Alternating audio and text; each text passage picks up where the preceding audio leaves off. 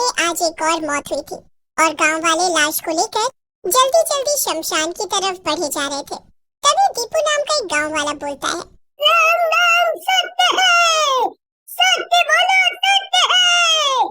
भाइयों, जल्दी जल्दी कदम बढ़ाओ, रात होने से पहले हमें इस लाश को जला देना चाहिए।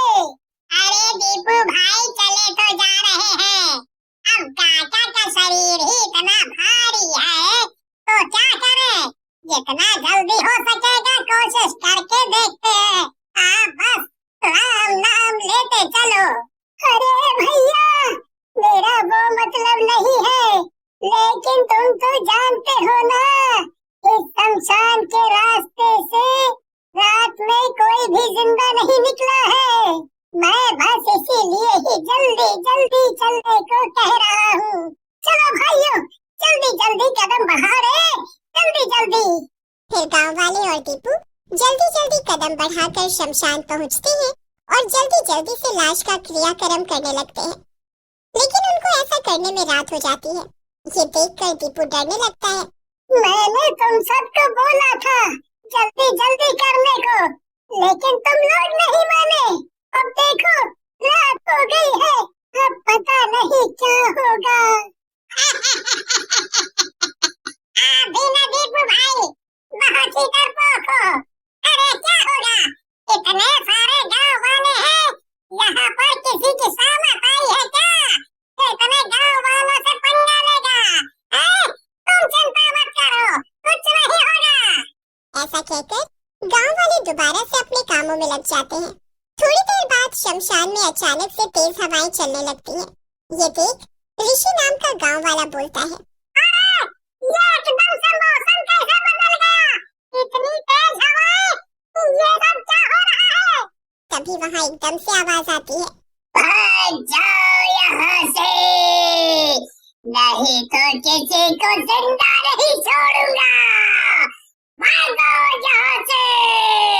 देखो देखो, मैंने कहा था ना जल्दी जल्दी करो, लेकिन तुम सब नहीं माने।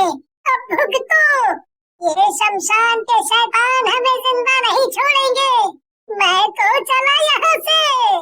ऐसा कहकर दीपू वहाँ से भागने लगता है, लेकिन शमशान का दरवाजा बंद हो जाता है और वहाँ लोमड़ियों के रोने की आवाजें आने लगती हैं। अरे दीपू भैया, ये सब क्या हो रहा है? तुम सही कह रहे थे, अब हम क्या करेंगे? वहाँ तो शमशान का दरवाजा भी बंद हो गया है। इतना डरावना है ये सब। ऋषि की बात अभी खत्म भी नहीं हुई थी कि तभी जलने वाली लाश चिता पर से उठकर बैठ जाती है और हंसने लगती है। गांव वाले ये नजारा देखकर हैरान रह जाते हैं और इधर उधर भागने लगते हैं।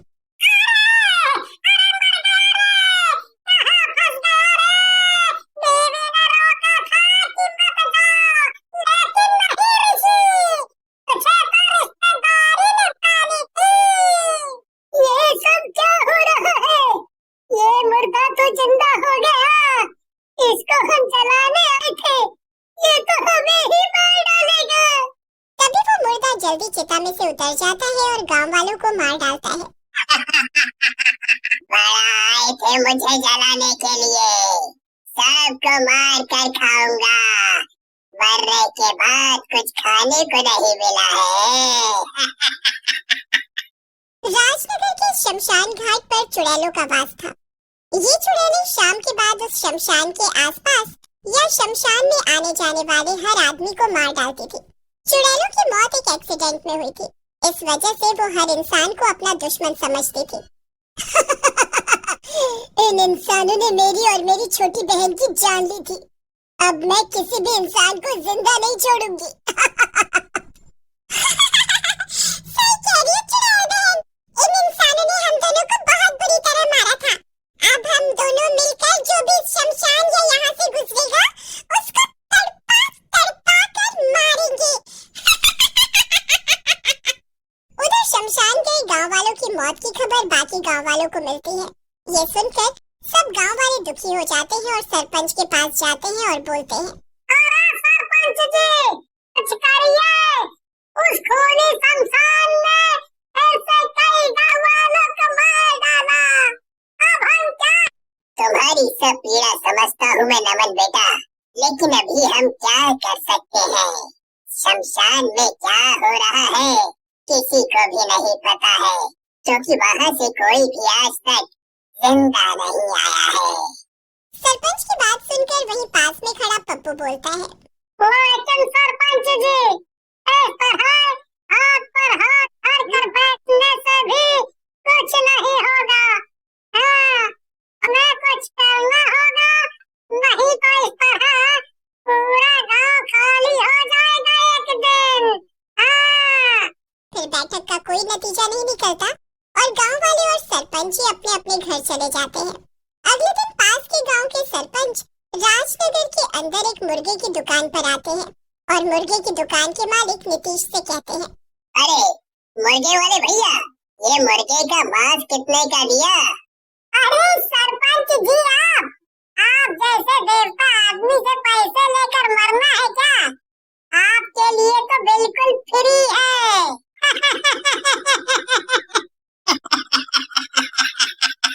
तुम मुझे इतनी इज्जत दे रहे हो उसका शुक्रिया, लेकिन अगर तुम पैसे नहीं दोगे तो मैं तुमसे मांस नहीं खरीदूंगा, बाकी तुम्हारी मर्जी। नहीं नहीं साहब, आप ऐसा मत करो, आपको जो भी ठीक लगे इस गरीब को दे देना। ठीक है, ऐसा है, कल शाम को मेरे घर पर पार्टी है, वहाँ पर 20 किलो मुर्गे का मांस लगेगा, तुम कल शाम को मुर्गे लेकर आ जाना। ऐसा कहकर सरपंच जी वहाँ से चले जाते हैं और नीतीश भी उन्हें हाँ कर देता है, लेकिन उनके जाने के बाद उसे शमशान के बारे में याद आता है।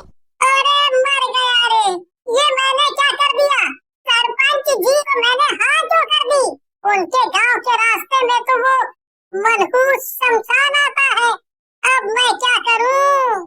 रात में नीतीश घर पर जाता है और अपनी पत्नी राधा को सारी बात बताता है, जिसे सुनकर राधा बोलती है, तुम्हारी सारी आदत जानती हूँ मैं, चापलूसी करने की आदत है तुम्हें। अरे सीधा मना नहीं किया जाता तुमसे, पता है ना वो खूनी कब्रिस्तान। फिर राधा और नीतीश सो जाते हैं और अगली शाम नीतीश अपनी साइकिल पर मुर्गे बांधकर सरपंच के घर की ओर जाता है, लेकिन उसका सारा ध्यान शमशान की ओर ही होता है। लेकिन उस दिन नीतीश की किस्मत में शायद कुछ और ही लिखा था। जैसे ही नीतीश शमशान के पास पहुंचता है, वहाँ चुड़ैलें आ जाती हैं। नीतीश को देखकर चुड़ैलें हंसने लगती हैं और बोलती हैं, क्यों रे मुर्गे वाले, ये मुर्गे लेकर कहाँ जा रहा है? हमारी पार्टी कौन करवाएगा? चुड़ैल की बात सुनकर नीतीश को विचार आता है और वो बोलता है, चलो, मैं ये मुर्गे तो तुम्हारे लिए ही लाया था। तुम दोनों कितनी पतली हो गई हो इंसानों का मांस खा खा कर, मैंने सोचा कि तुम्हारे मुंह का स्वाद भी चेंज कर दूं। नीतीश की बात सुनकर चुड़ैलें खुश हो जाती हैं और बोलती हैं, तेरी बातें सुनकर हमें अच्छा लगा, बहुत ही बढ़िया बात करता है तू। चल अब ये मुर्गे छोड़ यहाँ और निकल जा यहाँ से, नहीं तो तुझे भी खा जाएंगे। आप दोनों मुझ पर गुस्सा हो रही हो और मैं तो तुम्हारी पार्टी करवाना चाह रहा हूँ। चलो मेरे साथ, क्या कच्चा मुर्गा खाओगी? पका हुआ खाना, पार्टी भी है, नाच भी लेना। दीदी चलो ना इसके साथ, कितने दिन हो गए पार्टी किए हुए, मजा आएगा। ऐसा कहकर छोटी चुड़ैल अपना रूप बदल लेती है। उसे देखकर बड़ी चुड़ैल भी अपना रूप बदलकर सुंदर औरत बन जाती है और नीतीश के साथ सरपंच के घर की ओर जाती है। सरपंच नीतीश को देखकर बोलते हैं, ये किन बदसूरत औरतों को लेकर घूम रहे हो? सरपंच के मुंह से अपनी बेइज्जती सुनकर चुड़ैलों को गुस्सा आ जाता है और वो अपने असली रूप में आ जाती है। सरपंच तेरी इतनी हिम्मत, तो हमें बदसूरत कही। ऐसा कहकर चुड़ैल सरपंच को गुस्से में उठा लेती है। तभी वहाँ एक साधु जो कि सरपंच के कुल पुरोहित होते हैं आ जाते हैं और बोलते हैं, दुष्ट चुड़ैलों, छोड़ दो सरपंच को, तुम्हारी इतनी हिम्मत। ऐसा कहकर साधु चुड़ैलों के ऊपर भभूत फेंक देते हैं। भभूत जैसे ही चुड़ैलों के ऊपर गिरती है, वो वैसे ही जलने लगती है और थोड़ी ही देर में जलकर भस्म हो जाती है।